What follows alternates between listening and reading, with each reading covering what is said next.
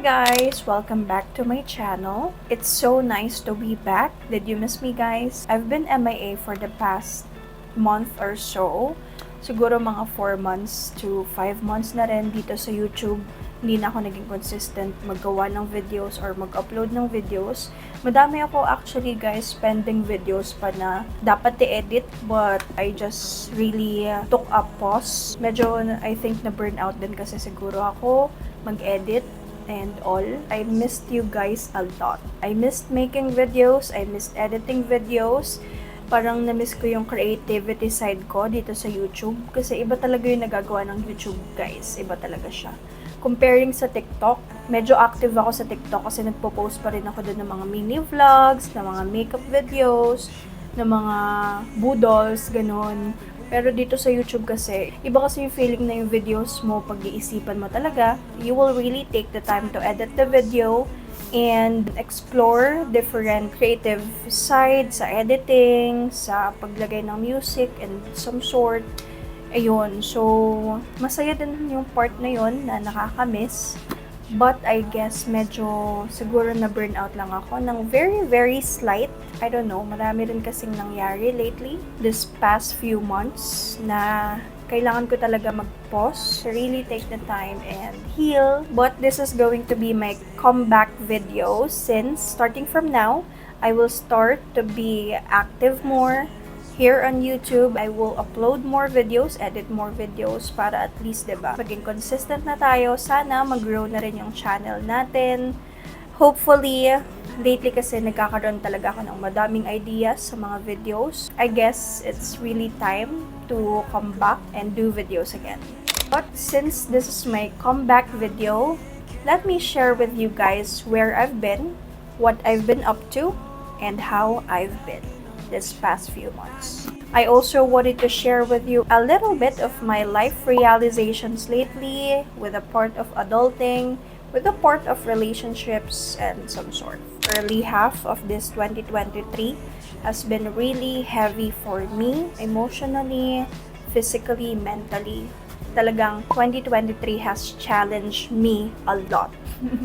All of these things that I have been through this past few months have shaped me to a better person. I hope to a better person, and I think naman na I'm a lot better now. I'm a lot better person now. And I have grown a lot from the person I was before. Sobrang overthinker ko. Being an overthinker, sobrang hirap as in. Kasi parang sa lahat ng bagay, parang ino-overthink mo na. Hindi pa nga nangyayari, na-overthink mo na. I had to take action sa part na yon kasi hindi naman pwede na dun lang ako eh. Pag may problema, hindi pwede na mag-stay ka lang dun. Dapat tutulungan mo yung sarili mo para umusan. Meron ding mga taong tutulong sa'yo, yung partner mo, yung family mo, yung friends mo, merong tutulong sa'yo. But, magsisimula yan sa sarili mo. Kailangan tulungan mo rin talaga yung sarili mo para mag-grow ka and mag-move forward ka. Hindi pwedeng mag-stay ka lang sa isang place kung saan hindi ka naman nag-grow, na hindi healthy for you. Hindi pwedeng sabihin ko na, ay, ganito ako eh. Kailangan tanggap mo ako. Ay, ganito ako eh. Ganito, ganyan. Kailangan mag-a-adjust ka para sa akin. Hindi ganun. Kasi, ikaw lang din yung kawawa sa huli kung ganun yung mindset mo. Kasi hindi naman lahat ng tao mag-a-adjust para sa'yo eh. Diba? Hindi lahat ng tao iintindihin ka. Magsisimula talaga yan sa'yo. The moment na ma-accept mo na not everything is perfect, hindi lahat ng bagay umaayon sa plano mo, ayun, siguro magbabago rin yung mindset. Ang dami ko lang talagang pinagdaanan talaga lately na sobrang mabigat. For me, as an overthinker, mabigat na sa akin yun. Siguro sa iba hindi.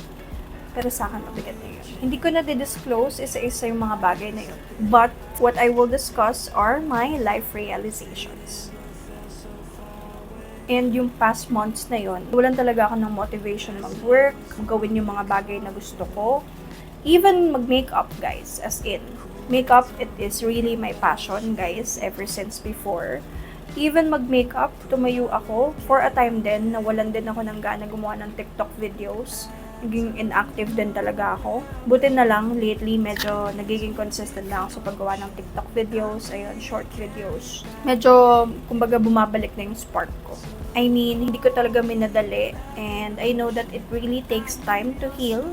and hanapin yung spark na nawala sa akin. But now, na nandun na ulit yung spark, bumabalik na ulit yung spark ko, yung creativity ko, yung willingness ko na gumawa ng videos, maging creative ulit, and maging productive ulit. Ever since na bumabalik na yung spark na yun, syempre, you will take advantage eh. Hindi pwede na babaliwalain mo lang. Syempre, pag mabalik na yun, di ba, a-actionan mo na para tuloy-tuloy.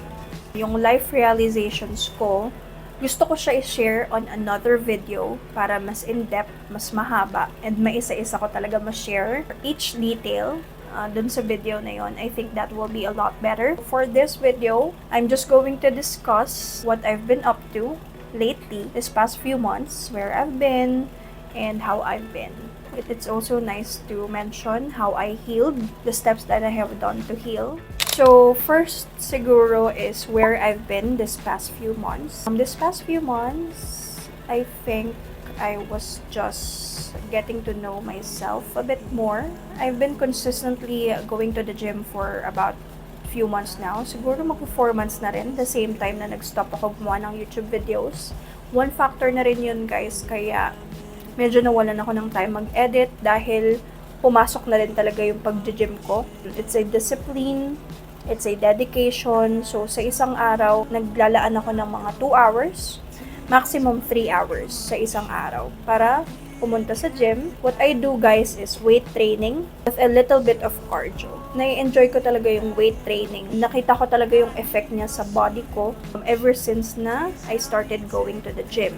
And ever since I started, I think I have lost mga 10 kilos na rin. Siguro mga 10 kilos na rin. Right now, nasa plateau pa ako. Yung weight ko medyo nag-stay lang siya doon. Pero kasi guys, in terms of weight loss, hindi dapat kayo nag-rely sa weighing scale. Mas maganda yung tignan nyo yung sarili nyo sa salamin, nakikita nyo yung changes, nakikita nyo yung difference sa damit nyo. That's a good indication na may effect yung ginagawa nyo. Pag na-reach ko na yung goal weight ko guys, para sa normal na BMI ko, I will share my weight loss journey.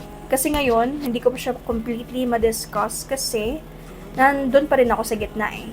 I'm still working on it. Nagtatry ako magbawas pa ng kain ngayon, ng calories na kinakain ko sa araw-araw para hindi ako magstay dun sa plateau ko na weight. Nung past, siguro mga first 2 months ko sa gym, we're going for about 5 times a week.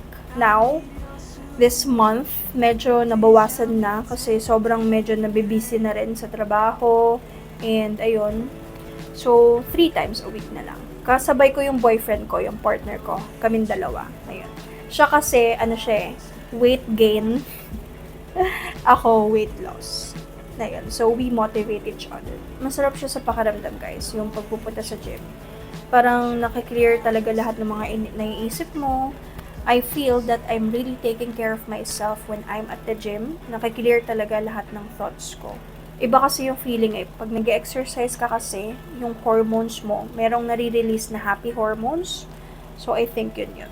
And bukod sa pag-gym guys, I have also exerted time with my family and friends, meeting important people in my life. So, building my support system, getting the support that I need para kahit pa paano yung emotions ko, 'di ba, hindi masyadong nabibuild up pag isa ka lang, 'di ba? Pag madalas kasi guys, pag nasa bahay ka lang, wala kang support system, nasa bahay ka lang eh. Nandun ka lang sa bubble mo. Ang tend na mangyayari sa iyo. Well, for me, kasi ako medyo friendly talaga akong tao. Medyo hindi healthy, hindi okay sa akin na nag-stay lang ako sa bubble ko or sa bahay lang ako for a long period of time na wala akong nakikitang outside world. Ganon.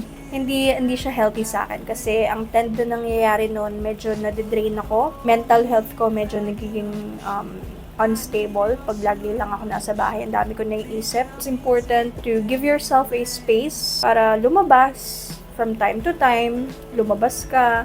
Ano ba naman yung once a week, diba? Once a week, labas ka lang. Kain ka lang sa labas. Ayun. So, that's what I've been doing. That's what I have been practicing. Minsan kasama yung partner ko pag medyo busy siya, kahit ako lang. Diba?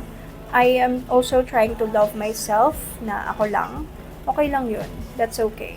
It's also important to meet your family to see your family and your friends from time to time. Medyo malayo kasi ako sa friends ko and sa family ko kasi nasa south sila. From time to time, umuwi naman ako sa family house namin para to meet them, mag-catch up. Iba pa rin talaga guys pag nami-meet ko yung friends ko. Iba yung feeling. Parang na-lift lahat. And nagkakaroon ka rin kasi ng ibang perspective sa pinagdadaanan mo. That's a great foundation then for mental health. That's where I've been. I've been journaling. Guys. Ayan. As you can see, I have a journal here. What I've been trying, guys, is pag meron time na yung thoughts ko sobrang cluttered, sobrang dami kong iniisip, sobrang dami kong thoughts na hindi na siya healthy for me, na wala akong mapag-sharean. Rather than binubuhos ko siya sa partner ko, he is really ready to listen sa lahat ng rants ko. But minsan kasi, diba, minsan nagiging unhealthy din para sa kanya. Kasi yung boyfriend ko, guys, sobrang positive niya na tao. And ayun, ayoko naman na ma-adapt niya yung negativity ko. So, I practiced writing down my thoughts on a journal para at least meron akong napaglalabasan ng emotions ko. This has been really effective for me, guys. Ayan.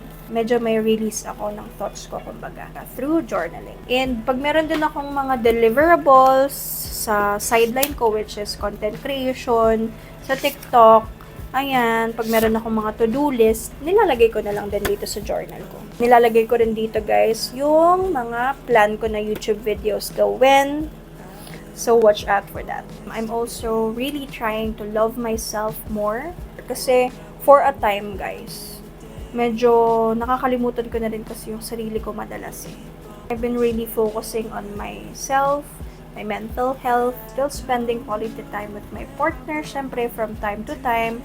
But, kailangan ko rin kasing maging okay na ako lang. Isa yun sa life lesson na natutunan ko lately. Kasi ako guys, pag nagmahal ako, sobra-sobra talaga ako magmahal. As in, super, 100% or more than pa nga eh. Which is unhealthy guys, okay? Though it may be a good thing, but it's unhealthy. That's why I've been trying to love myself more. I am very lucky that I have a very supportive partner by my side. He's really helping me. He's really helping me to heal. He's really helping me to realize a lot of things then. Alam mo yun, talagang tinutulungan niya lang din talaga ako mag-grow. Di rin kasi pwede talaga na mag-stay ako sa unhealthy mental state ko kasi mako-compromise din talaga yung relationship ko with myself, with my partner, with my family. Kailangan ko talagang mag-start, mag-heal, and tulungan yung sarili ko pakunti-kunti. Additionally, I'm also reading books. What I've been reading now are self-help books. I got here, Get Your Shit Together, and Calm the Fuck Down. These are both great books, guys. These books really helped me as being an overthinker to avoid anxiety and everything, to change my mindset. These books helped me. If you are also an overthinker like me, I highly suggest these two books. It will change your mindset. And I'm also practicing on makeup. I'm practicing my makeup skills. Ayun, para medyo ma-enhance ko yung skills ko. Ayan, as you can see, guys, hindi ako marunong mag-lashes, but kahit pa paano, natututo na ako mag-lashes. I'm so happy. Charot. And last na guys, masyado na mahaba tong video na to. How I've been. Kamusta na nga ba ako? Bakit pa ako nagbabalik? Napaka-feeling. Gusto ko lang talagang gawin to guys kasi para at least organize yung mga sunod-sunod na videos natin. Para 'di ba, pag visit niyo yung channel ko, di siya yung bakit mo lang upload ng 4 months or what? Honestly guys, I think I'm in a lot better headspace ngayon. Siguro, from time to time, may relapse pa din. What I've been doing is, I don't let na lang my emotions get me. So, nililibang ko na lang yung sarili ko. Magawa na lang ako ng ibang mga pagkakaabalahan, like making videos or pagluluto. Ayun, isa rin yun guys sa, sa hobby ko. Pagluluto, talagang na-enjoy ko talaga magluto para naiiwasan ko mag-isip-isip or mag-overthink. Siguro at a point, I was 20% okay and 80% not okay. But now, I think I am 80% okay, 20% not okay. Meron pa rin siguro mga 20%, but I'm still continuously working on it. I'm really glad and I'm very lucky that my partner is here to help me from time to time. Everything happens for a reason, as cliche as it may sound. That's what I have been thinking. And thankfully, having a better mindset, mas naganahan na ako gumawa ng videos ulit. I do have videos lined up for you. So I hope that you can subscribe to our channel if you are new here. Sorry kung ito yung first video na napanood nyo. Sorry kung medyo madrama. But, hindi yun ang personality ko, guys. Charot. Ayun, ang dami kong interesting videos na coming soon. Na i-film ko, i-video ko. I hope that you can watch that. I hope that you can see that. And I hope na mapanood nyo yun. Bye! But first, subscribe to my channel. Like this video if you liked our topic. I will also discuss thoroughly all my life realizations, mas detailed. I will not share my problems, guys. Ang isi-share ko lang ay life realizations ko that I hope you, my viewers, could also learn from. So, ayun guys! That's about it for our video today. Miss ko yung gantong feeling, guys, yung gumawa ng video. And by the way, guys, we have new lighting setup na rin. As you can see, sobrang bright na ng mukha natin kasi I purchased 2 lights. Para sa TikTok ko sana to kasi nga gumagawa ako ng mga makeup videos sa TikTok. But syempre, gamitin na rin natin sa YouTube, di ba? That's everything for our video today. I hope you guys like it. From now on, magiging consistent na ako sa pag-upload and paggagawa ng videos. Just watch out for our next uploads. I will upload lifestyle videos, call center videos. Meron din ako mga ideas about call center. I'm still working in the call center field, guys. I'm also planning to do a day in the life of a call center agent working from home edition. Watch out for that. That's about it for our video today. Thank you so much, guys, for watching. I hope that you can like, share, and subscribe. And follow nyo rin pala ako sa TikTok. I'll go ahead and put a screenshot here. See you on our next video. Bye!